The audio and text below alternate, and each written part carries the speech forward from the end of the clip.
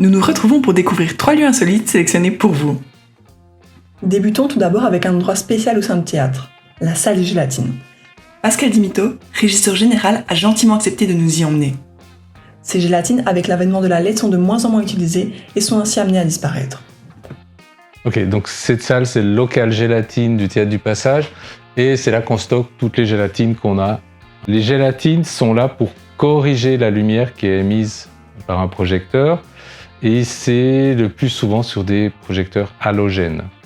Et il y a 3 types de gélatines. Il y a ce qu'on appelle des correcteurs, comme celle-ci, là. Donc, qui corrigent la température de la lumière vers le chaud, vers le froid. Ça, c'est des projecteurs qui sont plus du cinéma, mais qu'on utilise aussi en théâtre. C'est pour enlever du rose ou rajouter du vert. Il y a ce qu'on appelle les diffuseurs. Voilà, ça diffuse la lumière, plus ou moins.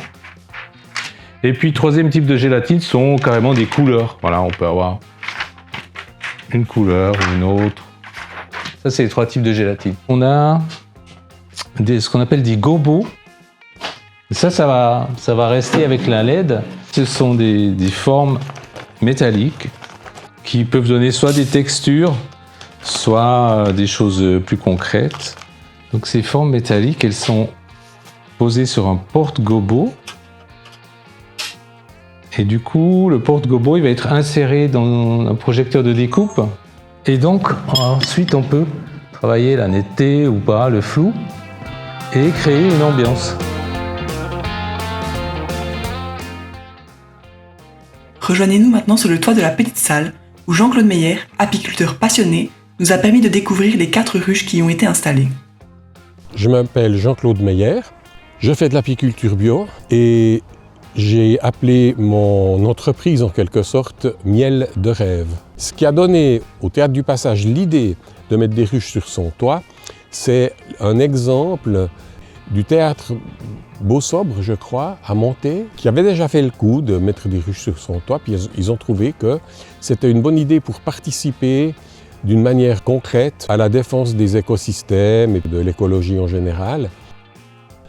Alors, dans le contexte urbain, les abeilles sont mieux traitées que dans le contexte rural où elles sont soumises à des famines dues à des situations de monoculture. Elles sont aussi soumises à des situations où elles ingurgitent énormément de pesticides parce que voilà, le paysan il utilise 1000 litres pour un champ. Ici, il y a quelques personnes qui surdosent des pesticides pour leurs 3 petites fleurettes qui poussent sur leur balcon ou devant leur fenêtre, mais ça n'intéresse pas l'abeille. Merci Jean-Claude Meyer pour ces informations et nous nous réjouissons de goûter ce miel. Nous sommes à nouveau au cœur du passage pour découvrir ce mystérieux passage secret.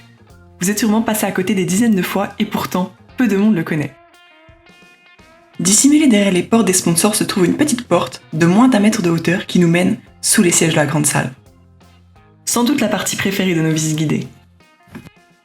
Nous sommes actuellement sous la scène, mais passons à présent à l'histoire du passage sur la scène à travers la prochaine vidéo.